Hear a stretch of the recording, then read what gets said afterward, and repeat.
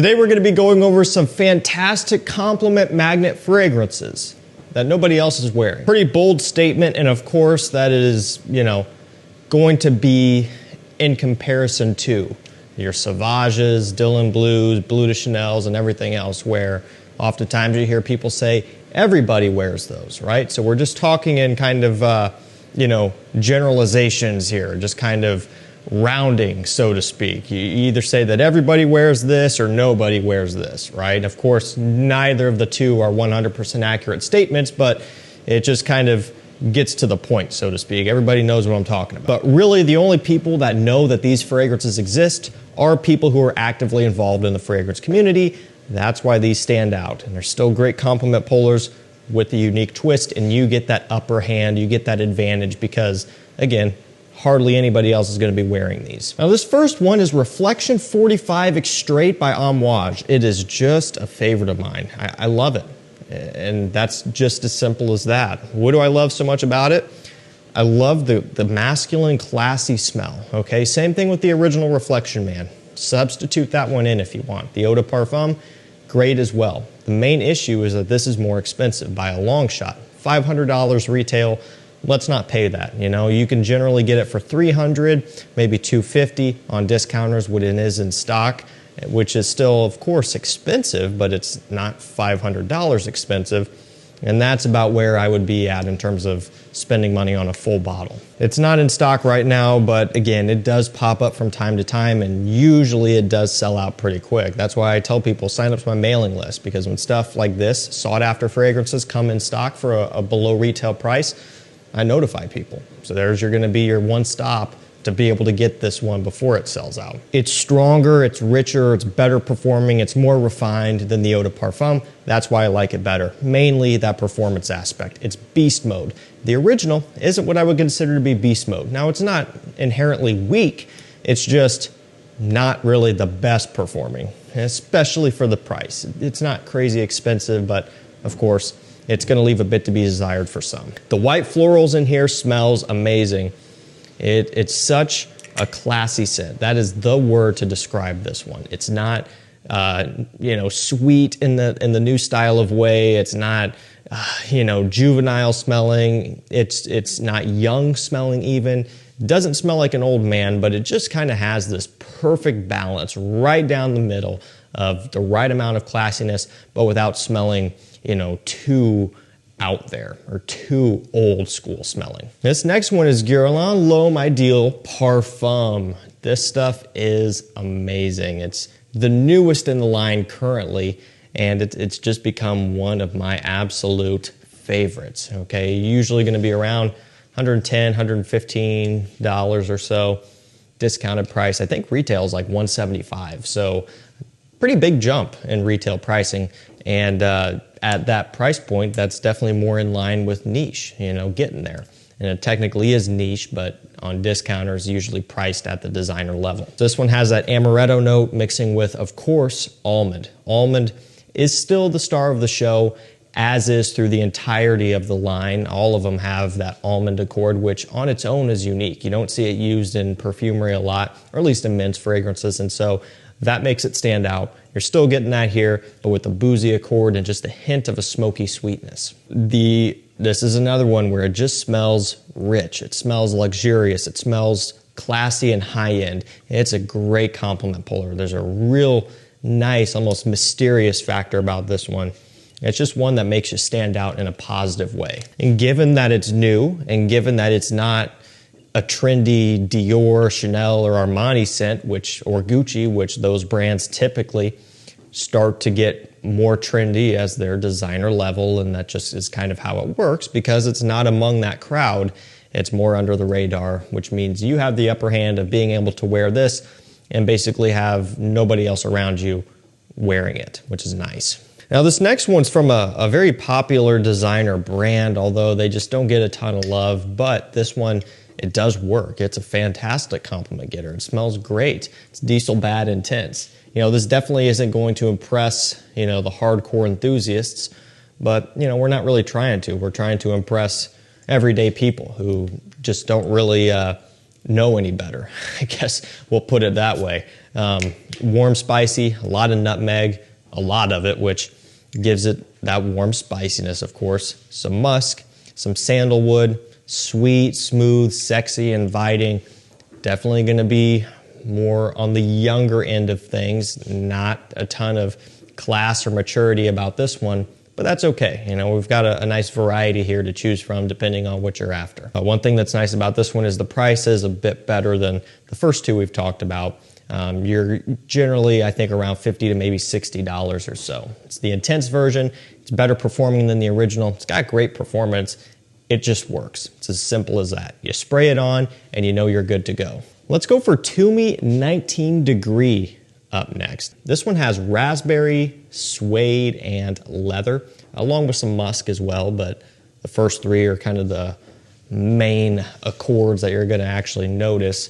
The musk is kind of more of a background note, but it's a leather fruity scent, okay? Kind of becoming more popular. We even see that with the new Azzaro Forever Wanted Elixir. It's got that raspberry leather combination.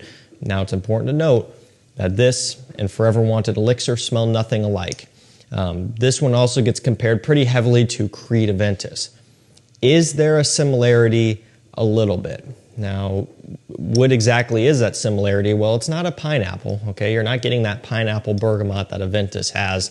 I think what people are getting here is a predominant fruitiness. So instead of a pineapple, it's a raspberry. And then this kind of birchy woodiness, which of course Aventus is known for. That's kind of what's tying the two together. Aventus does have hints of leather, but not as prominent as the leather in here. So it's kind of more or less a bit of a long shot. Are there some slight similarities? Sure. Is this a clone of Aventus? I wouldn't go that far. A clone would be something like Mont Blanc Explorer, where it's just basically no other way around it. That's not the case here. This is quite a bit sweeter as well, and it's just different. So, you know, if you don't like that Aventus type of smell, then maybe you won't like this because it's in a similar vein as Aventus, or maybe you will. You just got to try it to see. This is another expensive one at retail. Parfum concentration, 175, something like that. You can get it for around $85 right now. I'll link it down below. That's the lowest price you're going to be able to get this one at, which is a great deal, and it's more than worth it. Why? Again, that performance. It is a great performer at this parfum concentration, great compliment puller that really nobody else is going to be wearing. A lot of the reason being is because a lot of people shop at retail only, and I have a feeling not everybody's going to be walking into the store and buying this at full retail because it's, again, Toomey. It's not a huge, mega popular hype beast designer brand. Let's go for CH Men Passion up next. Okay, this one, it's Iris, and that's nice. You know, they're jumping in on the bandwagon. Are they late? Probably, but I guess it's better late than never. Because I think we're kind of starting to move out of that Iris trend a little bit, where we're kind of into the overly sweet chestnut-based fragrance style, or the fresher, aromatic, you know, sage, lavender, geranium style. So this is neither of those really. But it is a really nice take on Iris, and they discontinued one of their best fragrances, of course, CH Men Privé. This is nowhere near as good, but at least it's a step in the right direction. Really a shame that they discontinued that one just because of how good it is, but it's just kind of how it goes. And this one is actually worthwhile picking up. It's been on discounters for a while now. Price has come down quite a bit, I think into the $60 to $70 range, which is very reasonable for what it is. It's another nice people pleaser. It's just not something that's going to get hyped up. Nobody's going to be wearing this stuff. And again, that's kind of what we're after. Kind of running down to the end, we have La Nuit de l'Homme Les Parfums. So this is from a huge, reputable, hype designer brand. More notably, the Y line and the Myself line right now. They haven't really been doing a ton in the L'Homme and La Nuit de l'Homme line, and I guess after you do 10 or 15 flankers in each, you kind of start to move elsewhere, which is what's happened here. And so that's where they're putting the money now. Y lineup, and of course the Myself lineup that they're going to start to grow and really feed into. They just launched a new one, Myself Absolute or something. So, you know, I really like the Les Parfums, but, you know, they're just going to continue going in that direction. But getting back on track, the La Nuit de L'Homme lineup basically is just, it's not in the hype anymore. It's not in the spotlight.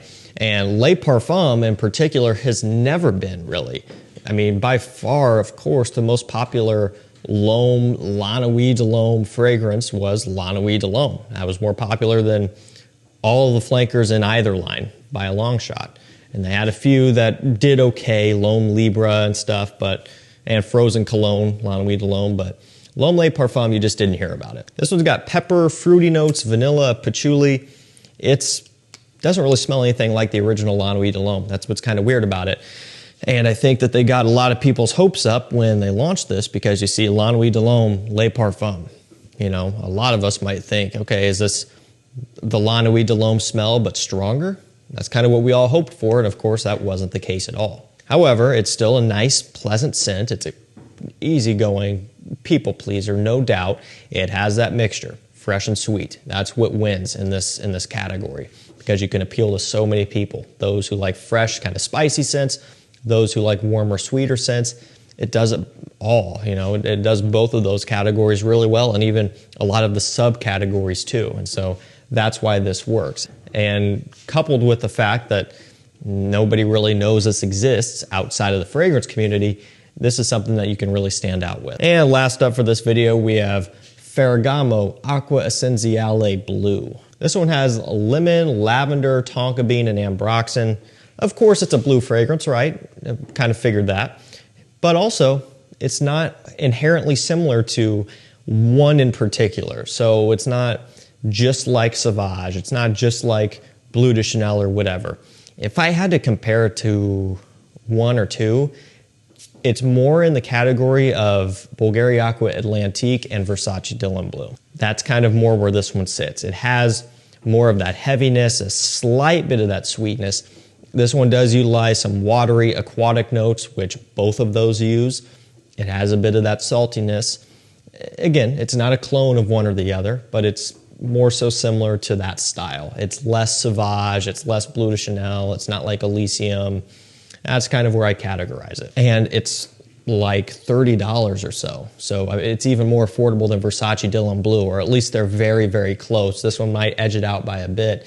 It's almost a stone's throw, where if you're on a budget, if you're gonna pay for this, you would almost could jump up and pay for Dylan Blue if you wanted to. They're that close, but this one does win that battle by a little bit. And generally, your really, really cheap blue fragrances, a lot of times are clones. You know, the really expensive ones kind of set their own category and did their own thing. And the really, really affordable / cheap ones, they just copy one of them. But that's not the case here. This one is different, and that's why I like it. That's why I selected it, because while everybody is wearing Dylan Blue, Sauvage, Bleu de Chanel, and things of that nature, Eau de Parfum, and just, you know, all of the blue fragrances and how that's continuing to evolve, you're not really going to run into people wearing Essenziale Blue. It's similar in the way that it is, you know, in that category that's common, but this itself is not going to be common at all. Alrighty guys, that's going to do it for me. Some compliment pulling fragrances that nobody else around you will be wearing. I will provide links to all these down below if you want to do some shopping. Thank you guys so much for watching. Stay safe, stay healthy. We'll see you tomorrow with another one. Take care.